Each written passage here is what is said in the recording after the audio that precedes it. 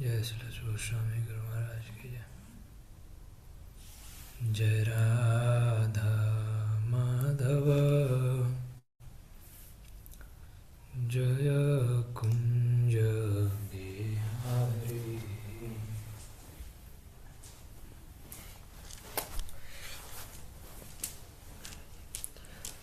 जय राधा माधव जय कुंज बिहारी। जय राधा माधव जय कुंज बिहारी।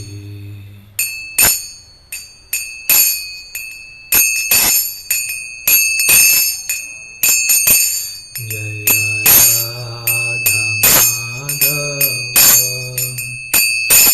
जय कुंज बिहारी। जय गोपीजन वल्लभ जय गिरिवरधारी।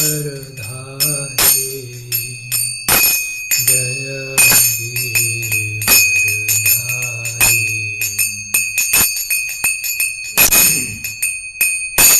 जय राधा माधव जय कुंज बिहारी। जय गोपीजन वल्लभ जय गिरिवरधारी। जय गिरिवरधारी।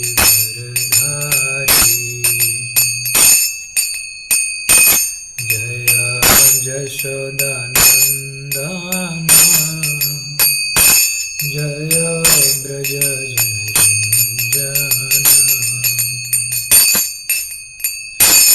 जय यशोदानंदन जय व्रजरंजन।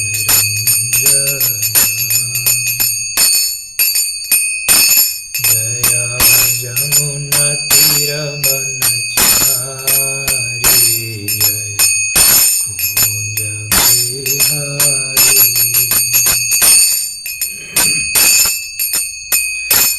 जय यमुना तीरवनचारी।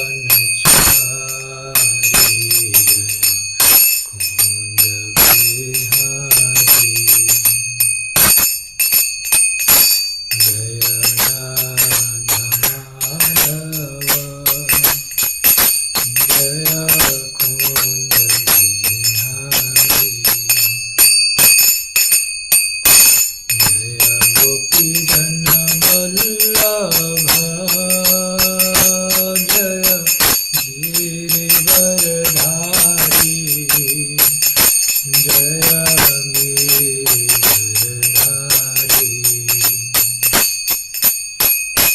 जय गोपीजन वल्लभ जय गिरिवरधारी। जय गिरिवरधारी।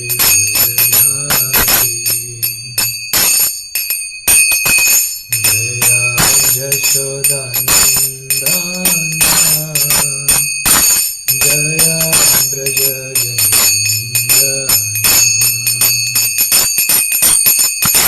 जय Yamuna तीरवनचारी।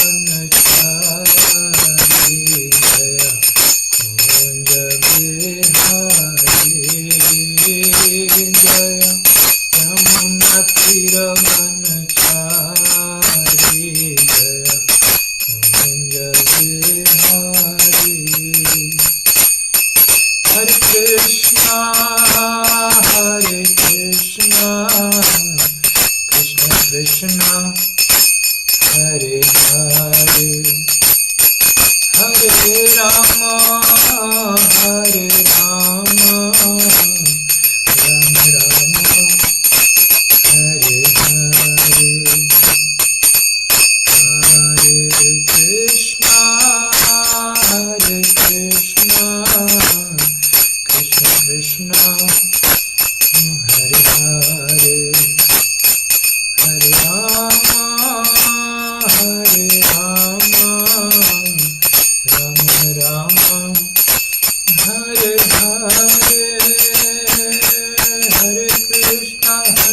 Krishna Krishna Krishna Hare Hare Hare Ram Ram Ram Hare Hare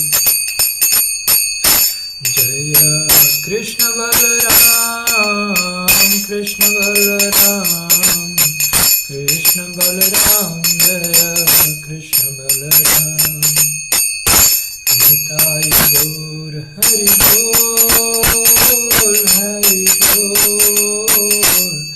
Hari Bol Jai Jai Prabhupada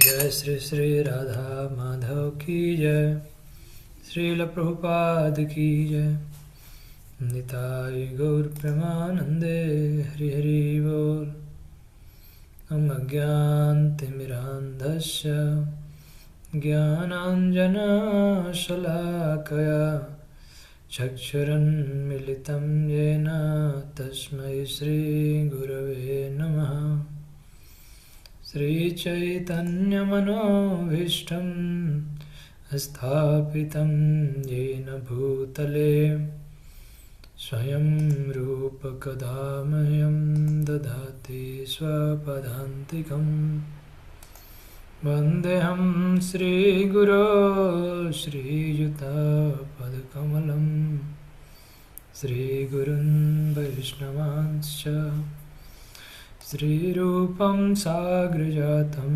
सहगण रघुनाथान्वितं तं सजीवं साद्वैतं सावधूतं परिजनसहितं कृष्णचैतन्यदेवं श्रीराधाकृष्णपादान् सहगण ललिता श्रीविशाखान्वितांश्च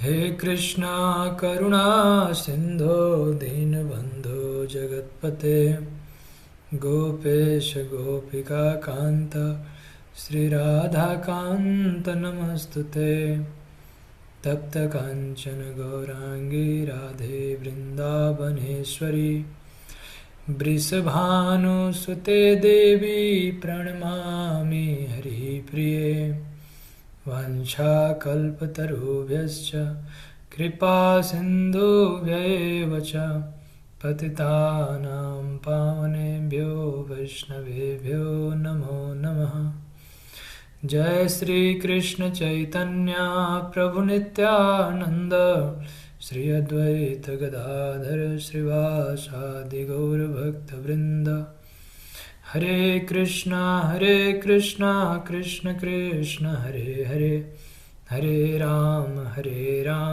राम राम हरे हरे।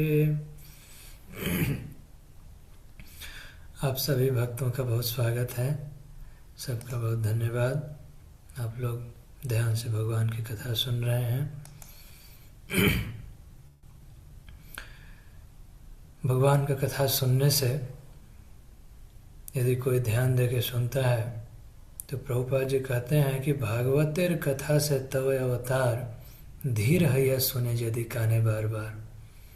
बारंबार हरि कथा सुनने से हमारा चित्त निर्मल हो जाता है। मल क्या है? काम, क्रोध, लोभ, मोह, मद मात्सर्य, भौतिक इच्छाएं, यही मल है। और इससे मुक्त होना आध्यात्मिक जीवन का लक्ष्य है। और इसके बाद भगवान का प्रेम प्राप्त करना। तो भगवान की मधुर लीलाएं, कथाएं सुनने से भगवान के प्रति सहज स्नेह, सहज प्रेम बढ़ता है। तो कल कथा हुई थी कि भगवान वन में चले गए और भरत जी भगवान को मनाने गए और उसके बाद भगवान की आज्ञा से चरण पादुका लेकर वापस अयोध्या में आए। भरत जी का चरित्र के बारे में चर्चा हो रही थी। भरत जी जिस प्रकार भगवान से प्रेम किए और भगवान की जिस तरह से सेवा किए, जो भक्ति की, जिस भक्ति का वर्णन है शास्त्रों में, यह सर्वश्रेष्ठ है, बहुत महान है। भगवान साक्षात सामने नहीं थे, फिजिकली नहीं थे प्रेजेंट, फिर भी भरत बहुत निष्ठापूर्वक उन आदर्श का पालन किए, उस आइडियल का पालन किए जैसे एक सच्चा भक्त करता है, बहुत डेडिकेटेड डिवोटी जिस तरह से सेवा करे, उस तरीके से भगवान ने किया, भरत जी ने किया। भगवान को वन में छोड़ने के बाद भरत जी पहुँचे अयोध्या में। अयोध्या में एक जगह है नंदीग्राम। नंदीग्राम में भरत जी एक आश्रम बना के रहते थे, और जैसे एक प्रतिनिधि कोई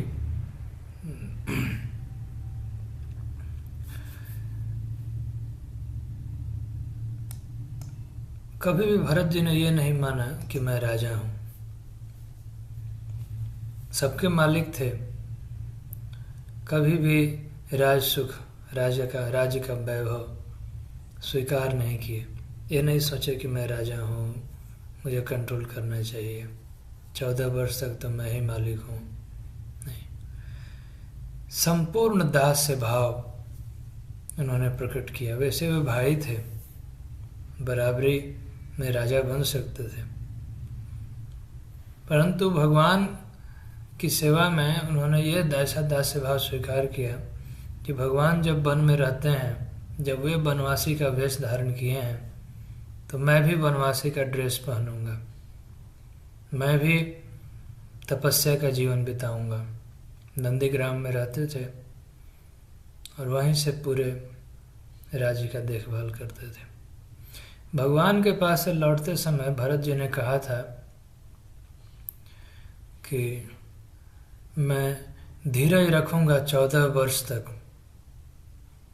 अगर 14 वर्ष से एक घड़ी, एक दिन भी लेट हुआ, एक क्षण भी विलंब होगा, तो मैं शरीर त्याग दूंगा।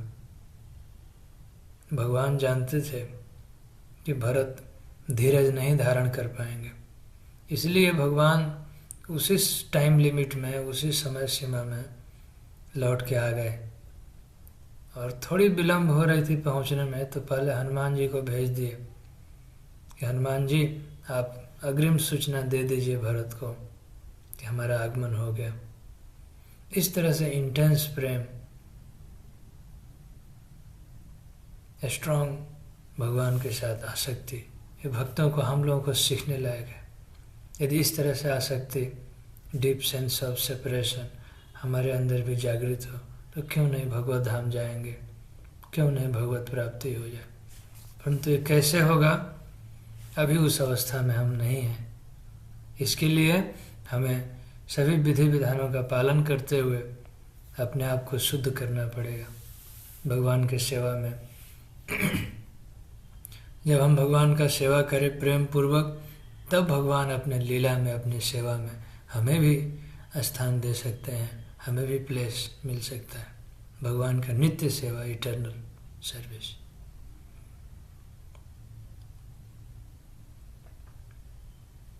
जंगल में भरत जी को विदा करने के बाद भगवान आगे बढ़े। चित्रकूट में बहुत दिन नहीं रहे, क्योंकि भगवान जानते थे कि अयोध्या से लोग आते जाते रहते हैं, तो और आगे बढ़े घने जंगल में। उस जंगल को दंडक वन कहा जाता है। दंडक वन, वहाँ एक राजा थे, उनका नाम था दंड राजा। असुरों को दंड देते थे, उनके नाम पर उस वन का नाम पड़ा था दंडक वन। जब भगवान पहुँचे तो भगवान के आने मात्र से वो दंडक वन सुहावना हो गया। वैसे वीरान था, वाल्मीकि मुनि लिखे हैं। इससे पता चलता है कि भगवान जहाँ है वहीं बैकुंठ है। कई बार भक्त लोग ऐसा सोचते हैं कि हम वृंदावन चले गए, अयोध्या चले गए, प्रभुपाद जी व्याख्या करते हैं, गुरु महाराज भी बताते हैं कि ये धाम वास्तव में यह चेतना है, कॉन्शियसनेस। यदि हमारी चेतना विकसित नहीं है, हम सेवा भाव में नहीं हैं, तो धाम हम टिकट कटा के नहीं जा सकते। धाम चले जाएंगे परंतु मन हमारा इधर उधर रहेगा दूसरा चीज में। धाम में जाके दूसरा चिंतन, रुपया पैसा, करियर, घर बार, बहुत सारा चीज मन में आता है। तो ये धामवास नहीं है। जहाँ भगवान है, हरि कथा है, भगवान के शुद्ध भक्त हैं, डिवोशनल सर्विस है, सेवा है, वही धाम है। प्रभुपाद जी के शिष्यों ने एक बार पत्र लिखा कि प्रभुपाद, हम विदेश में रहते हैं किसी बड़े सिटी में, और मंदिर है यहाँ इस्कॉन का, हम बाहर जाते हैं प्रचार करने, हर जगह माया है, क्या करें? तो प्रभुपाद जी ने उत्तर दिया कि आप भगवान के मंदिर में रह रहे हैं, ऐसा नहीं सोचना चाहिए। This temple is as good as Baikunth. ये मंदिर भगवान का बैकुंठ लोक के समान है। यदि आपकी चेतना उन्नत है, सेवा में एब्जॉर्ब है तो। और मंदिर में रहते हुए भी यदि हम भगवान का सेवा में, हरि कथा में, भगवान का भजन में, नाम जप में यदि रुचि ना हो, तो फिर तो मंदिर में रह के भी माया प्रबल हो सकती है। तो माया हर जगह है। इसलिए प्रभुपाद जी कहते थे कि हमें डिवोशनल सर्विस, सेवा में लगना चाहिए, और जहाँ कहीं भी भगवान का शुद्ध भक्त है, सेवा है, वहीं बैकुंठ है। तो रामायण से हम समझ सकते हैं कि जैसे ही भगवान दंडक वन में पहुंचे, दंडक वन में संपूर्ण आनंद छा गया। पशु पक्षी, पेड़ पौधे सब आनंदित हो गए। भगवान के सुंदरता का वर्णन है शास्त्रों में। भगवान चलते थे तो पेड़ झुक जाते थे। आज के ज़माने में कोई कितना भी सुंदर हो तो पेड़ उससे आकर्षित नहीं होगा। आकाश में उड़ते हुए पक्षी रुक के भगवान का रूप दर्शन करते थे। ऋषि मुनि जो सांसारिक चीज़ों से आकृष्ट नहीं होते हैं, जो अपने मन इंद्रियों पर संयम पा चुके थे, भौतिक शरीर देह इससे आसक्त नहीं हो सकते थे, हम शरीर नहीं हैं, हम आत्मा हैं, इस लेवल तक पहुंच चुके थे। वे भी जब भगवान का दर्शन किए तो भगवान से मोहित हो जाते थे। ध्यान छोड़ के बड़े बड़े ऋषि मुनि जो निराकार पर ध्यान करते थे, इम्पर्सनलिस्ट थे, वे सब अपना ध्यान छोड़ के, क्योंकि ध्यान में, ब्रह्म ज्योति के ध्यान में, निराकार के ध्यान में, अष्टांग योग में जो सुख मिलता था उससे कई गुना अधिक सुख उनको मिल रहा था भगवान का मुखमंडल दर्शन करके। तो वे अपना ध्यान छोड़ के और भगवान का दर्शन करते थे। इतने मनोहर है, इतने सुंदर हैं भगवान। और साथ में श्री सीता जी और श्री लक्ष्मण जी इतना सुंदर लग रहे थे। जंगल में चलते चलते कोई गांव पड़ता था, तो उस गांव में लोग कहते थे कि चलिए आप हमारे गांव में रहिए। तो भगवान कहते थे कि नहीं, सीता और लक्ष्मण चाहे तो ये लोग जा सकते हैं, मैं तो नहीं जाऊंगा, क्योंकि मेरे पिता का आदेश है। भगवान ने ऐसा नहीं कहा कि चलो एक दिन के लिए चले गए, इसमें क्या गलती। नहीं, भगवान जिस भी धर्म का पालन किए एकदम एक निष्ठ होके, सीरियसली,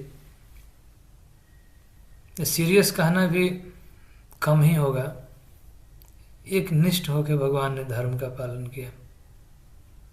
कोई उसमें समझौता नहीं। शिक्षा दी हम मनुष्यों को कि कैसे धर्म का पालन करना चाहिए। किसी गांव में नहीं गए। तो कभी कभी गांव के लोग कहते थे जंगलों में कि कितने कठोर इनके माता पिता हैं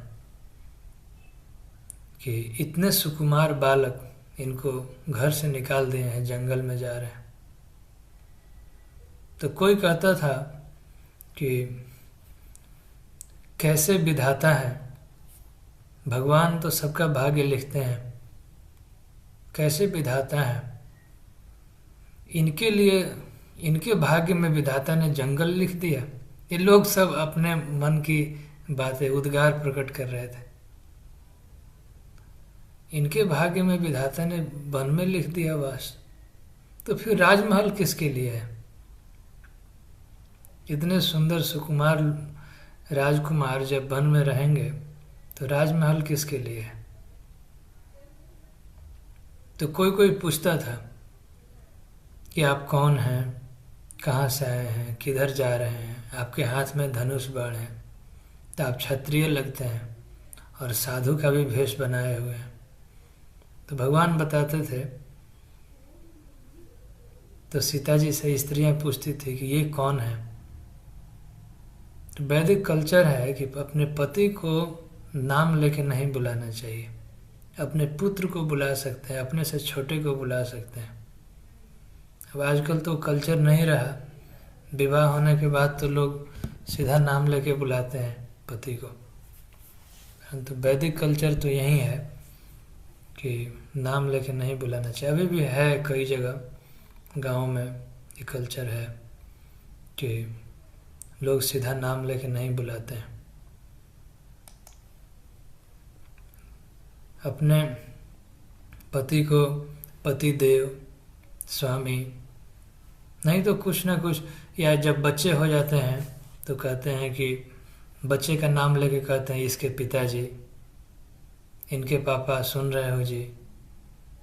ये भी सुना है कहीं कहीं, ये भारत देश की संस्कृति है।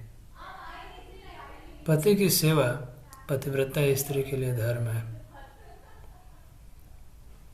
तो ये फ्रेंडली रिलेशन नहीं है, बहुत दिव्य संबंध है, बहुत प्रेम का संबंध है शास्त्र में विवाह के बाद। और लक्ष्मण जी के बारे में बताते थे कि ये मेरे देवर हैं। तो गांव के लोग एकत्रित हो जाते थे, भगवान की सेवा करना चाहते थे।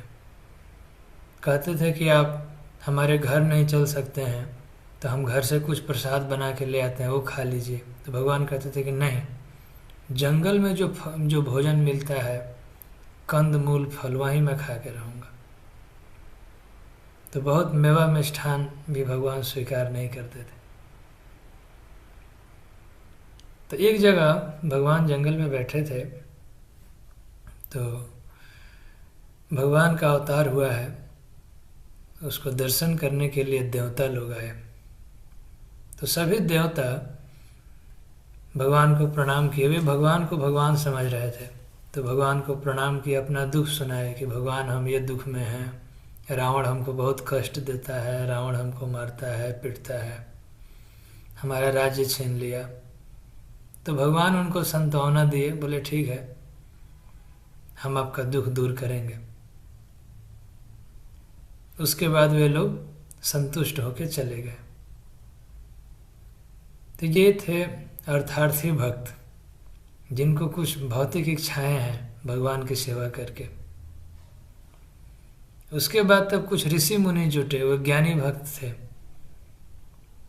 तो वे भगवान का गुणगान शुरू किए वेद मंत्रों से। ईश्वर परम कृष्ण सच्चिदानंद विग्रह, या पुरुष सूक्त, या जो भी वेद मंत्र जानते होंगे उससे भगवान की स्तुति की। और समझते थे कि ये भगवान है, तो भगवान को प्रणाम भी करते थे। तो भगवान जब प्रणाम करने के लिए झुकते थे तो भगवान भी झुक जाते, नहीं नहीं आप साधु हैं, मैं तो साधारण मनुष्य हूँ, लीला करते थे।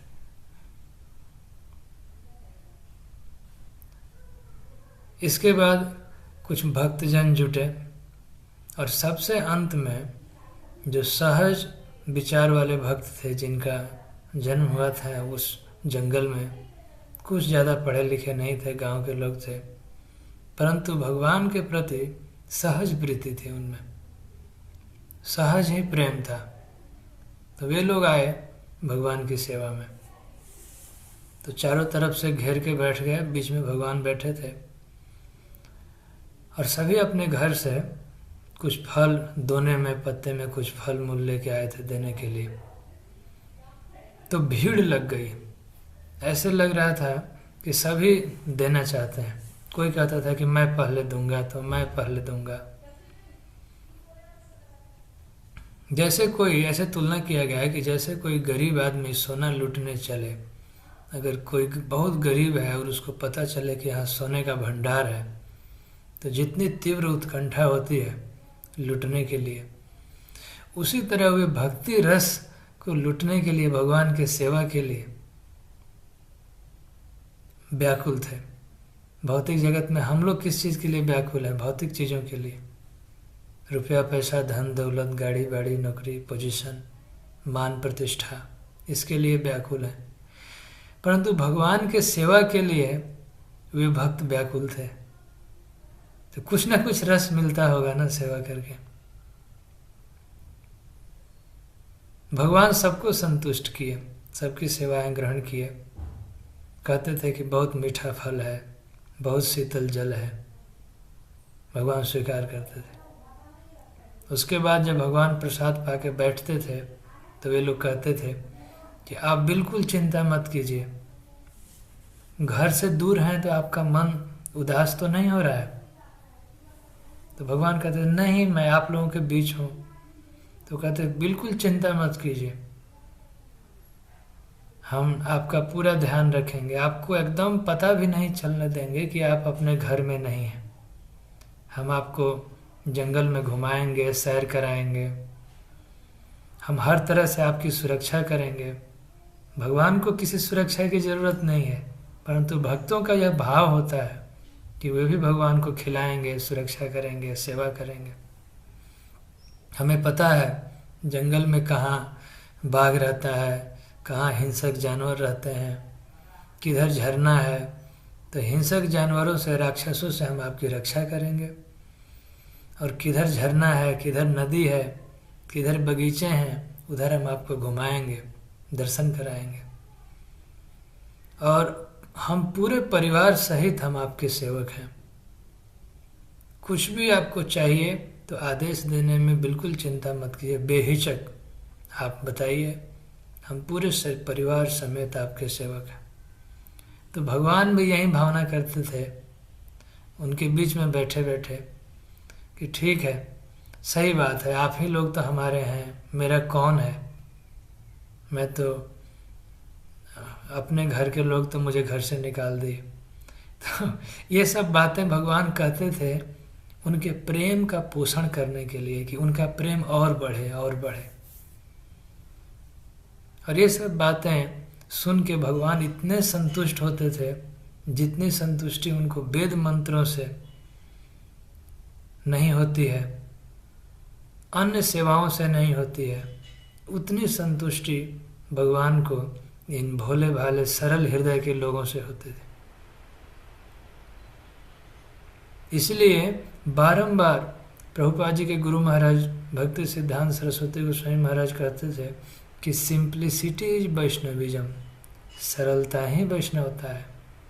इसी सरलता से हम भगवान को खुश कर सकते हैं। श्रीमद् भागवतम में प्रार्थना करते हुए हनुमान जी कहते हैं कि न जन्मनुनम महतो न सौभगम, मेरा जन्म कोई उच्च कुल में नहीं हुआ है, ना ही मैं बहुत अधिक सुंदर हूँ, और ना मैं बहुत अधिक वेद मंत्र जानता हूँ जिससे भगवान को संतुष्ट कर सकूं।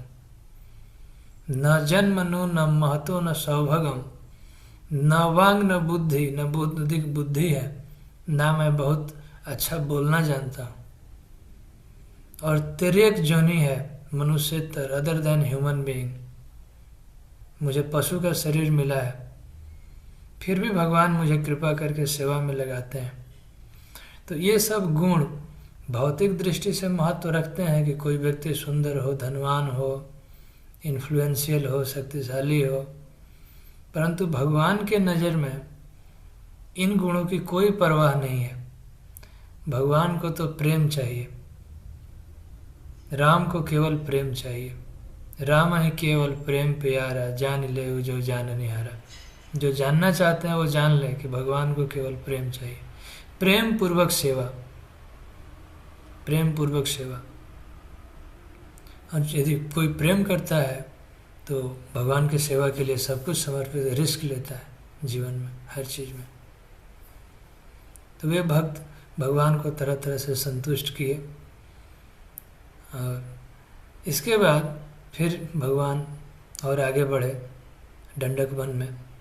तो गोदावरी नदी जो साउथ इंडिया में है वहाँ पहुँचे पंचवटी में। पंचवटी में भगवान ने अपना आश्रम बनाया और वहीं रहने लगे। बहुत बढ़िया, बहुत अच्छा वर्णन है वाल्मीकि रामायण में कि पंचवटी की सुंदरता कैसी थी। भगवान और सीता जी दोनों गोदावरी नदी के किनारे बैठते थे, संध्या वंदन करते थे। वहीं स्फटिक शिला का वर्णन है जो बहुत ही सुंदर था, चमकते रहता था। उस पर सीता जी बैठती थी, भगवान भी बैठते थे, संध्या वंदन करते थे। पंचवटी में एक घटना हुई कि इंद्र का पुत्र, उसका नाम था जयंत, एक दिन, कागासुर भी बोलते हैं उसको, वो पूर्व जन्म में असुर था, एक दिन पंचवटी में आया। तो वह सीता जी के चरण में चोंच से मारा, उसको फल समझ के और चोंच मारा। उसके पूर्व जन्म की अलग कथा है कि क्यों इस ऐसी बुद्धि हुई, क्यों सीता जी को कष्ट दिया, बार बार सीता जी को कष्ट दे रहा था, चोंच से मार रहा था, लहूलुहान कर दिया। तो भगवान रामचंद्र एक तीर मारे जिसमें नोक नहीं था, केवल सीख का तीर था। इसका अर्थ यह है कि भगवान उसको मारना नहीं चाहते थे, उसको सुधार करना चाहते थे। तो पूरे ब्रह्मांड में सब जगह भागा, सभी देवताओं के पास, इंद्रादि देवता, ब्रह्मा जी, जिसके ऊपर उसको विश्वास था सब जगह गया। लेकिन राम विमुख समझ के सबने त्याग दिया। सबने कहा कि राम से विमुख होकर तुम्हें कोई नहीं बचा सकता, हाँ राम के शरण में जाओ तो बचा सकते हैं। तो भगवान के शरण में जब लौट के आया तब उसकी रक्षा हुई। इससे शिक्षा है कि भगवान से विमुख होकर हम कभी सुखी नहीं हो सकते। प्रभुपाद जी कहते थे कि इस भौतिक जगत में हमारे दुख का कारण यही है कि हम भगवान से विमुख हैं। यदि भगवान से अपने भूले हुए संबंध की स्थापना फिर से कर लें, भगवान के सेवक बन जाए, भगवान के भक्त बन जाए, तो भगवान की कृपा से हमारे समस्त दुखों का निराकरण हो सकता है और अंत में हम भगवान के धाम जा सकते हैं, उनकी सेवा कर सकते हैं, नित्य सेवा में प्रवेश पा सकते हैं। वह दंडक वन असुरों का गढ़ बना हुआ था। रावण बहुत सारे असुरों को इधर भेजते रहता था। असुर खड़े सीधे ऋषि मुनियों को खा जाते थे। तो कुछ साधुओं ने भगवान को दिखाया कि इस जंगल में एक जगह पर हड्डी, इतना ज़्यादा हड्डी जमा हुआ था कि पहाड़ जैसे दिख रहा था। तो भगवान उस अस्थि के पहाड़ को देखकर बहुत दुखी हुए, रोने लगे, द्रवित हो उठे और अपने धनुष को उठा के उन्होंने प्रतिज्ञा किया कि इस धरती को पूरे राक्षसों से मुक्त कर दूंगा। परित्राणाय साधूनां विनाशाय च दुष्कृतां धर्म संस्थापनार्थाय संभवामि जुगे जुगे। भगवान ने कुछ योजना बनाया, ये सब भगवत इच्छा से ही हुआ। तो एक दिन पंचवटी में भगवान रामचंद्र बैठे हुए थे। उसी समय शूर्पणखा आई। शूर्पणखा रावण की बहन थी और जगह जगह घूम के भक्तों को डिस्टर्ब करती थी। उसका मुख्य काम यही था कि तरह तरह का भेष बनाती थी और अभी तक वह कई विवाह वो क्या करेगी, वो तो राक्षसी थी, कितने पुरुषों के साथ रह चुकी थी। प्रभुपाद जी बताए हैं कि ऐसे शूर्पणखा आज भी हैं। अब कोई बुरा मान सकता है इस बात को, कठोर बात है, परंतु ऐसे लोग बहुत हैं जो आजकल के ज़माने में भी भ्रष्ट करते रहते हैं पुरुष स्त्रियों को और स्त्री पुरुष को। ये बहुत बड़ा अपराध है, पाप है, एक तरह से व्यभिचार इसको कहा जाता है। तो शूर्पणखा पहुंची वहाँ जंगल में, दंडक वन में, पंचवटी में, और राम को देखते ही व्याकुल हो गई। भगवान को देखते, भगवान तो अति सुंदर हैं, तो उनको देखते ही व्याकुल हो गई। तो भगवान के पास आके कहती है कि तुम्हारे जैसा न पुरुष है न मेरे जैसी नारी,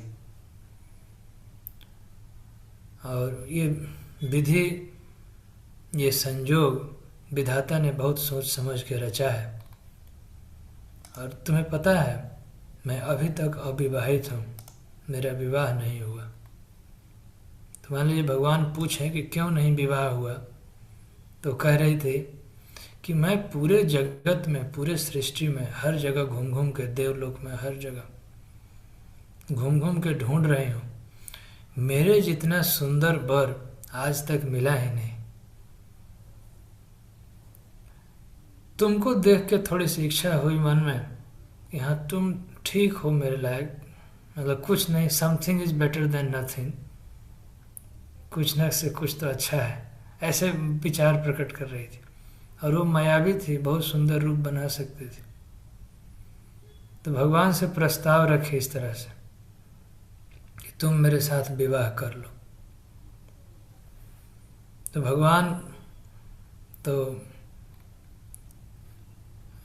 भगवान भी विनोद करने लगे उसके साथ। भगवान बोले ठीक है, तुम, हे सुंदरी, तुम विवाह करना चाहती हो, बहुत अच्छी बात है, परंतु मैं विवश हूँ, मेरा विवाह हो चुका है और मैं एक से अधिक पत्नी के साथ विवाह नहीं कर सकता, एक से अधिक पत्नी नहीं रख सकता, तो मुझे क्षमा करो।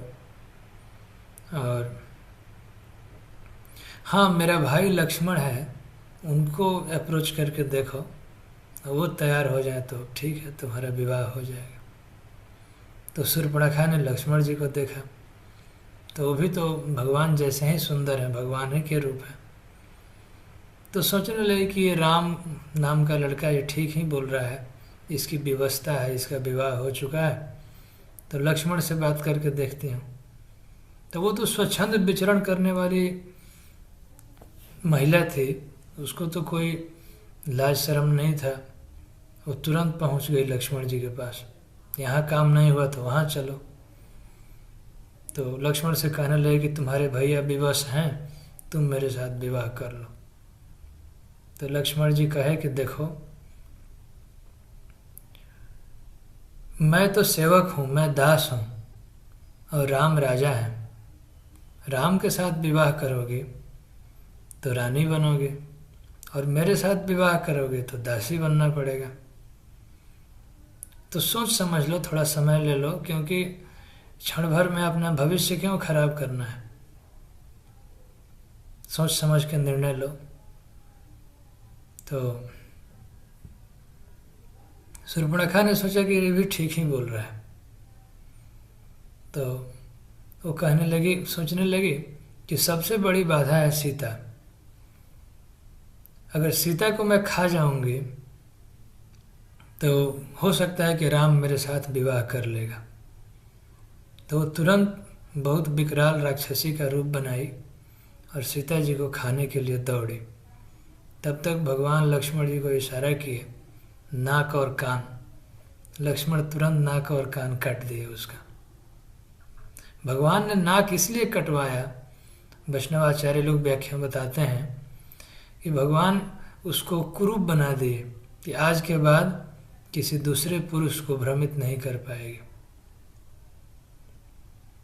प्रभुपाद जी ये भी बताए हैं कि यह साधारण लीला नहीं हो रही है, फिर भी भगवान के शरण में वो आई थी, भगवान के पास आई थी, तो भगवान ने उसको स्वीकार किया और अगले जन्म में कृष्ण लीला में वह कुब्जा बन के आई थी।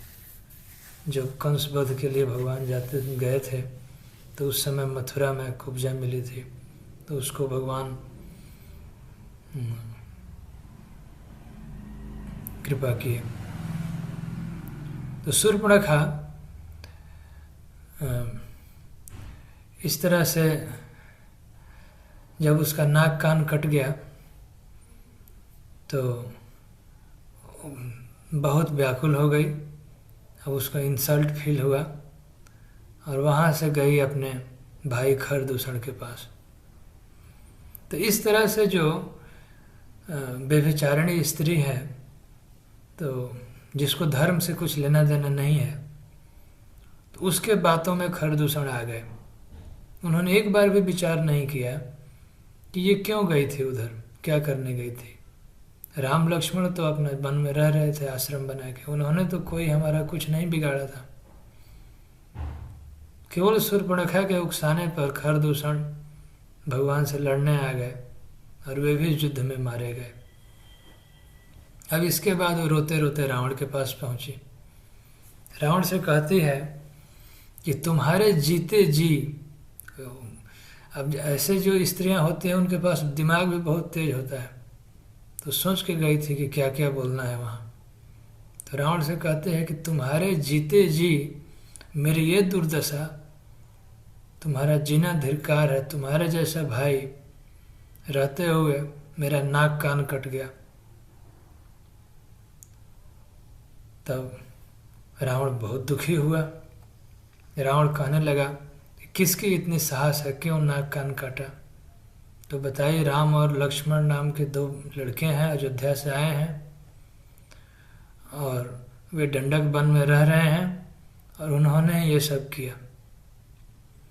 तो उसी समय रावण के सभा में एक कोई व्यक्ति पूछा कि महाराज, इससे पूछा जाए कि ये क्या करने गई थी वहाँ। राम लक्ष्मण तो अपना रह रहे थे। तो रावण ने पूछा तुम क्यों गई थी। तो वो कहने लगी, वो जानती थी कि रावण बहुत कामुक है, उसका वीक पॉइंट जानती थी। तो कहने लगी कि मैं इसलिए गई थी कि राम लक्ष्मण के पास एक सुंदरी स्त्री है और मैं सोच रही थी कि उसको बहला फुसला के ले आऊंगी तो मेरे भाई का विवाह होगा, मेरी भाभी बनेगी। मतलब रावण के लिए बोल रहे कि मैं तुम्हारे लिए गई थी। इसी से क्रोधित होकर उन दोनों ने मेरा नाक कान काट दिया और मेरा अपमान भी किया। जबकि सच्चाई अलग है, ये अपना विवाह ठीक करने गई थी। देखिए, भाई कहीं है, पिता कहीं है, अपना विवाह ठीक कर रही थी जंगल में। तो इस तरह से लोग छल प्रपंच रचते हैं और इसी छल प्रपंच में पड़ के रावण का विनाश हुआ। तो रावण ने सोचा कि ये बहन तो मेरा सुहृद है, मेरा भला चाहती थी, मेरे लिए लाने गई थी। और रावण बहुत व्याकुल, अच्छा सुंदर स्त्री है, फिर तो उस सुंदर स्त्री को मैं हर के ले आऊंगा। चुराने का विचार बनाने लगा। तो प्लान किया और इसके बाद वो पहुंचा अपने मामा के पास, मारीच। तो मारीच के पास पहुंच के रावण ने अपना प्लान बताया कि एक बहुत सीरियस घटना हो गई थी। हमारी बहन गई थी इंडिया, भारत में, लंका से, और राम लक्ष्मण ने नाक कान काट के हमारे बहन का अपमान किया है। तो उनके साथ जो स्त्री है उसका मैं हरण करना चाहता हूँ और मारीच तुम इसमें मेरी सहायता करो। तो मारीच कहने लगा कि राम और लक्ष्मण साधारण नहीं हैं। मैं एक बार विश्वामित्र मुनि के यज्ञ में गया था विघ्न डालने, तो राम ने मुझे एक बिनुफर बाण, बिनुफर मतलब कहते हैं जिसमें नोक नहीं होता, ऐसे बाण से मारा तो मैं हजारों मील योजन समुद्र तट पर आ गिरा। अब मुझ में सामर्थ्य नहीं है राम का सामना करने के लिए। तुम समझ लो कि राम साधारण व्यक्ति नहीं है। भगवान के एसोसिएशन से मारीच की बुद्धि अब ठीक हो गई थी। रावण इस पर तलवार निकाल लिया। उसने कहा कि देखो, मैं तुमसे सजेशन लेने नहीं आया हूँ, मेरा जो प्लान है उसमें हेल्प करोगे तो ठीक है, नहीं तो तलवार से गला काट दूंगा। तो मारीच ने सोचा कि इस दुष्ट के हाथ से मरने से अच्छा है कि भगवान के हाथ मरना ठीक है। उसने कहा ठीक है, मैं तुम्हारी सहायता करूंगा। तो प्लान के अनुसार आश्रम के बाहर बहुत कपट कुरंग इतना सुंदर रूप बनाया, सुनहला, ऐसे लग रहा था कि पूरे गोल्डन कलर का सोने का मृग बना, पूरा चमड़ा एकदम ऐसे लग रहा था कि सोने का है, और आश्रम के पास चरने लगा। भगवान की इच्छा से सीता जी के हृदय में इस हिरण के प्रति लालच उत्पन्न हो गया। वे कहने लगी भगवान से कि भगवान, आप मेरे पति हैं और आपका धर्म बनता है कि आप हमारी इच्छा पूरी करें। तो मैंने तो आपसे कुछ मांगा नहीं आज तक, लेकिन एक इच्छा है, इस हिरण को आप पकड़ के ले आइए। बहुत सुंदर हिरण है, इसके साथ मैं खेलूंगी। और जिंदा पकड़ में आ जाए तो ठीक है, नहीं जिंदा पकड़ में आए तो कम से कम मार के इसका मृग चर्म ले आइए, इस पर हम बैठ के सत्संग करेंगे। तो वैदिक कल्चर ये था कि मार के नहीं लाते थे। जब हिरण मर जाते थे जंगल में तो उसका चर्म, मृग चर्म, व्याघ्र का चर्म साधु लोग उपयोग करते थे। परंतु सीता जी कहने लगी कि इसको मार के आप ले आइए चर्म, मृग चर्म, उस पर हम सत्संग करेंगे। और ये तो सोने का मृग प्रतीत होता है, तो अगर विशेष परिस्थिति में अगर इसका चमड़ा सोने का हुआ तो हम लोग जंगल में रह रहे हैं, अगर उसको बेच देंगे तो बहुत पैसा होगा। तरह तरह से सीता जी कहने लगे। भगवान मना कर रहे थे। भगवान कहने लगे कि सीता, ये तो मुझे कोई राक्षस प्रतीत होता है। जंगल में तरह तरह के राक्षस घूमते हैं, तुम ये सब विचार छोड़ दो। तरह तरह के भेष बना के घूमते हैं। तो सीता जी हठ करने लगी, तो फिर भगवान तैयार हो गए और लक्ष्मण जी से जिम्मेदारी दिए कि लक्ष्मण तुम यहीं रहो, सीता की रक्षा करना। उसके बाद भगवान चले गए। भगवान को देखते ही वो मृग भागा, बहुत इधर उधर इधर भागता था, कभी कुछ दूर जाके विलुप्त हो जाता था, फिर थोड़ी दूर पर प्रकट हो जाता था। इस तरह से भगवान भी नरलीला कर रहे थे, उसके पीछे पीछे भाग रहे थे। बहुत दूर, आश्रम से बहुत दूर भगा के ले गया। उसके बाद भगवान ने तीर मार दिया और वो मर गया। मरते समय बहुत जोर से पुकारा, हाँ लक्ष्मण, हाँ सीता, राम की आवाज़ में। मायावी था, वो किसी भी तरह का बोली निकाल सकता था आवाज़। यहाँ आश्रम में जब सीता जी ने सुना कि इस तरह से राम पुकार रहे हैं, तो सीता जी कहने लगी लक्ष्मण से कि लक्ष्मण, सुन रहे हो, ये तुम्हारे भैया की आवाज़ है, जाओ जल्दी अपने भाई की रक्षा करो। लक्ष्मण जी कहने लगे कि माता जी, आप ये समझिए कि इंद्र आदि देवता, दसों दिक्पाल, यहाँ तक कि ब्रह्मा विष्णु महेश, कोई भी बड़ी बड़ी से बड़ी शक्तियाँ भी राम को संकट में नहीं डाल सकती। तो एक छोटे से असुर का क्या कहना, आप बिल्कुल भय मत कीजिए, ये तो किसी राक्षस की आवाज़ है, कपटी आवाज़ लग रही। वो बार बार पुकार रहा था कि बचाओ लक्ष्मण, बचाओ सीता, बचाओ। सीता जी भगवान की प्रेरणा से बारंबार ये आवाज़ सुन के कहने लगी लक्ष्मण से कि लक्ष्मण, तुम अपने भाई की रक्षा नहीं कर सकते तो जंगल में क्यों आए थे। कुछ कठोर वचन उन्होंने बोल दिया, वाल्मीकि जी लिखे हैं। अंत में सीता जी ने ये कह दिया कि लक्ष्मण, वन में आने के लिए तुम्हारा उद्देश्य, जो पर्पस है, ये कुछ गड़बड़ लग रहा है, ठीक नहीं है। मैं तो अग्नि में प्रवेश कर जाऊंगी, जल के भस्म हो जाऊंगी अगर कुछ भी हुआ तो। तुम जाओ, मेरी आज्ञा है, तुम जाओ।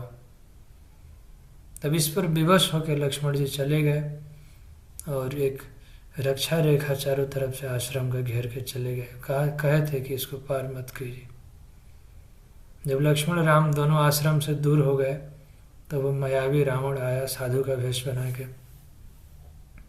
और सीता जी को भ्रम में डाल के आश्रम में प्रवेश किया और सीता जी को लेके चला गया। इसके बाद भगवान रामचंद्र जब लौटे तो भगवान रास्ते में जब लक्ष्मण को देखे तो उसी समय कहने लगे कि लक्ष्मण, मेरा मन कह रहा है कि सीता आश्रम में नहीं है। और आश्रम में आए तो देखे कि सीता जी नहीं थी, तो वहीं पछाड़ खा के गिर गए, व्याकुल हो गए, कहने लगे कि लक्ष्मण, मैं कह रहा था ना, अब वो बात सही हो गई। तो लक्ष्मण जी कहने लगे कि कहीं फूल तोड़ने तो नहीं चली गई गोदावरी के किनारे। तो वहाँ देखे तो वहाँ भी नहीं थी। इसके बाद वाल्मीकि मुनि 10 अध्याय में वर्णन किए हैं भगवान क्या क्या कह के रो रहे थे। श्रीमद् भागवतम में हनुमान जी की प्रार्थनाएं हैं, उसमें प्रभुपाद जी तात्पर्य में लिखे हैं, जब किम पुरुष वर्ष का वर्णन चल रहा है उसमें तो कहे हैं कि जो भगवान आत्मा में रमण करते हैं, जो भगवान सभी जीवों के स्वामी हैं, वे भगवान कैसे सीता के विरह में रो सकते हैं इतना ज़्यादा। भगवान और सीता का विरह तो कभी हो ही नहीं सकता है, ये तो नर लीला थी। परंतु भगवान, अब इसी बात को कई लोग समझ नहीं पाते हैं। लोग सोचते हैं कि भगवान साधारण मनुष्य जैसा क्यों आचरण कर रहे हैं, क्यों अपनी पत्नी के विरह में नहीं रो रहे थे। वे शिक्षा दे रहे थे कि इस भौतिक जगत में कोई भी व्यक्ति किसी चीज़ से आसक्त होगा तो इसी तरह से रोना पड़ेगा। टेम्परेरी चीज़ें अल्टीमेटली छीन ली जाती है, चाहे वो हमारा घर परिवार, नियर एंड डियर, पत्नी बच्चा, रुपया पैसा, कुछ भी हो, एक दिन छीन लिया जाएगा। और बहुत अधिक हम आसक्त रहेंगे तो रोना पड़ेगा। ये शिक्षा दे रहे हैं भगवान। प्रभुपाद जी यही व्याख्या किए हैं। और प्रभुपाद जी ये भी व्याख्या किए हैं कि यदि किसी पति की पत्नी पतिव्रता हो, धर्मज्ञ हो, तो उस पति को चाहिए कि अपनी पत्नी की रक्षा उसी तरह से करे। जब पत्नी चोरी हो गई तो भगवान ने ये नहीं कहा कि थोड़ा बहुत ढूंढ लिए उसके बाद चलो दूसरी विवाह कर लें, दूसरी शादी कर लें। नहीं, भगवान बहुत उपक्रम किए, समुद्र पर पुल बांधे, लड़ाई लड़े और सीता जी को रावण के चंगुल से छुड़ा के ले आए। तो एक आदर्श पति का यह धर्म है। यह भी इस शिक्षा का एक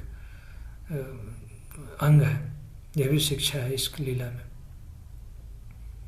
और मुख्य रूप से भक्तों के लिए यह शिक्षा है कि भौतिक जगत में अपोजिट जेंडर से या किसी भी चीज़ से, किसी भौतिक वस्तु से बहुत अधिक आसक्त नहीं होना चाहिए। तो उसी दुख का वर्णन है। भगवान अब रोते हुए चल रहे हैं, कहते हैं फूलों से कि ये फूल बहुत हंस रहे हैं मेरे ऊपर। अब भगवान को चिड़चिड़ा हो रहा है उस जंगल में। जब कोई व्यक्ति दुख में होता है और वहाँ कोई सुंदर वस्तु हो, कोई हंसे, कोई व्यंग करे। अब पक्षी चहचहा रहे थे तो भगवान लक्ष्मण से कहते हैं, देख रहे हो लक्ष्मण, ये सारे पक्षी मेरे ऊपर हंस रहे हैं। तभी उस समय हाथियों का झुंड निकल रहा था उसी जंगल से। तो लक्ष्मण से कहते हैं, लक्ष्मण देख रहे हो, ये हाथी झुंड में चल रहे हैं और इनके साथ हथिनियाँ भी हैं।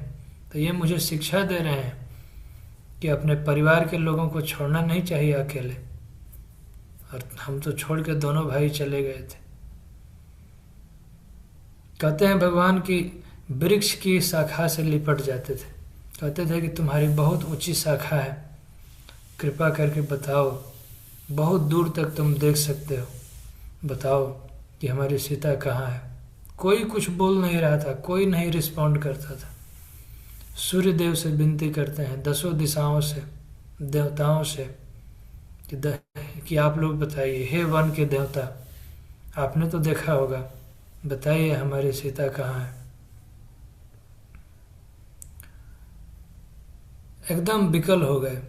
लक्ष्मण बहुत समझा रहे थे कि आप चिंता मत कीजिए, मैं ढूंढ के ले आऊँगा, कहीं होंगी ना इस धरती पर, मैं खोज के ले आऊँगा। मैं पाताल, आकाश पाताल, स्वर्ग आदि लोकों में भी ढूंढूंगा, मैं खोज के ले आऊँगा। आप माता सीता का, आप रोना छोड़ दीजिए। परंतु भगवान ऐसे रो रहे थे जैसे कोई पागल व्यक्ति रोता है। आज के ज़माने का भी कोई व्यक्ति उतना नहीं रोएगा जितने रोने का, जितने बड़े दुख का वर्णन है। तो ये सब देख के कभी कभी भक्तों के मन में संशय हो जाता है कि ये सचमुच में भगवान है कि साधारण मनुष्य है। तो शिव पुराण में एक ऐसी कथा है और दूसरे ग्रंथों में, रामचरितमानस में भी दिया गया है कि इसी तरह किसी कल्प में जब सीता जी का हरण हो गया था, इस कल्प में नहीं, किसी दूसरे कल्प की घटना है, तो भगवान जंगल में रोते हुए चल रहे थे। तो उसी रास्ते से भगवान शिव और पार्वती जी जा रहे थे। उस समय पार्वती जी की अपने पूर्व जन्म में सती उनका नाम था और वो दक्ष प्रजापति की पुत्री थी। उनका विवाह हुआ था भगवान शिव से। तो सती और भगवान शिव दोनों उस रास्ते से जा रहे थे। तो सती जी सोचने लगी कि ये कौन राजकुमार है, जंगल में क्यों रो रहा है। तब तक भगवान शिव आकाश से नीचे उतरे और पूरा दंडवत प्रणाम किए भगवान को, जय सच्चिदानंद कह के पुकारे। तो सती पूछने लगी, माता पार्वती जो पूर्व जन्म में सती थी भवानी, कि ये साधारण राजकुमार जो अपने पत्नी के विरह में रो रहा है, इसको आप भगवान कह रहे हैं, सच्चिदानंद कह रहे हैं, क्या लीला है। तो भगवान शिव कहते हैं तुम भी प्रणाम करो, यही भगवान है। तो सती जी कहने लगी, ये शिक्षा हमारे लिए है। सती जी कहने लगी कि नहीं नहीं, ये भगवान नहीं हो सकता। तो भगवान शिव ने कहा कि ठीक है, तब जाओ तुम परीक्षा करो, मैं यहाँ बैठ के हरिनाम करता हूँ। तो भगवान शिव बैठ के हरिनाम जप करने लगे और माता सती चल दी परीक्षा करने भगवान की। तो माता सती ने क्या किया कि सीता मैया का रूप बनाया, बहुत सुंदर सीता जी का रूप बनाए और उसी रास्ते पर जाके खड़ी हो गई जहाँ भगवान रामचंद्र और लक्ष्मण सीता जी को ढूंढते ढूंढते आ रहे थे। भगवान रोते हुए आए और सती की तरफ ध्यान भी नहीं दिए, आगे बढ़ गए। जिस फ्रीक्वेंसी में आ रहे थे वैसे ही आगे बढ़ गए। सती ने सोचा कि शायद देखे नहीं होंगे, तो और फिर से आगे खड़ी हुई। फिर कभी कोने पर खड़ी होती जहाँ से रास्ता मुड़ता था कि अब ध्यान देंगे। तो जब 2-3 बार ऐसे हुआ तो भगवान ने एक बार पूछ दिया कि हे माता, आप ये घने जंगल में और भगवान शिव कहाँ हैं, आपका क्या अभिप्राय है। तब सती को ज्ञान हो गया, ये तो मुझे पहचान लिए। तो लौट के आई भगवान शिव के पास, लज्जित हो गई, कहने लगी कि हो गई परीक्षा, मैं समझ गई कि ये भगवान है। तो भगवान शिव ने पूछा कि कैसे, उन्हें बताया। तो इस तरह भगवान की लीलाओं में कभी कभी भ्रम हो जाता है, परंतु ध्यान से सुने तो भ्रम नहीं होगा। तब इसके आगे की कथा फिर कल होगी, समय हो चला है। एक बहुत बड़े भक्त थे भगवान के, उनका नाम था जटायु। कभी कभी गुरु महाराज कोट करते हैं, प्रभुपाद जी बताते हैं, उन्होंने अपना जीवन दे दिया भगवान की सेवा में। और भगवान भी जब जटायु को घायल हो गए तो भगवान ढूंढते ढूंढते उसी रास्ते से आए और जटायु ने ही बताया भगवान को कि रावण सीता का हरण किया है। और भगवान के गोद में जटायु ने शरीर त्याग किया। कितना बड़ा भाग्य है। और कई भक्त ऐसा कहते हैं कि भगवान रामचंद्र स्वयं अपनी इच्छा, अपने मन का उद्गार प्रकट किए हैं कि मैंने अपने पिता का अंतिम संस्कार नहीं किया, लेकिन गिद्ध का किया। हिंदी के कवि हैं मैथिली शरण गुप्त, वो लिखे हैं कि पिता का संस्कार मैंने नहीं किया, लेकिन मैंने पिता की नहीं श्राद्ध की, गिद्ध की, उसको गति मिली सिद्ध की। इस तरह से है कि उसको बड़े बड़े भक्तों को जो डेस्टिनेशन नहीं मिलता है वो प्राप्त हुआ। और जटायु की भक्ति भगवान ने स्वीकार की। बहुत प्रेम से अपने गोद में रखे और उनको शुद्ध भक्ति का वरदान दिए। अब इसके बाद जब भगवान किष्किंधा पहुँचे और हनुमान जी से भेंट होती है, तो बहुत अच्छी कथा है, वो कल होगी। पूरे रामायण में 7 कांड हैं और उसमें एक कांड है जिसका नाम है सुंदर कांड। सुंदर शब्द इसलिए वाल्मीकि मुनि यूज किए हैं क्योंकि उसमें भगवान के परम भक्त हनुमान जी की कथा है। तो इसके बारे में फिर विस्तार से कल कथा होगी और कल कंक्लूड भी करेंगे। हरे कृष्णा। जय श्रील प्रभुपाद की जय। श्रील सुख स्वामी गुरु महाराज की जय।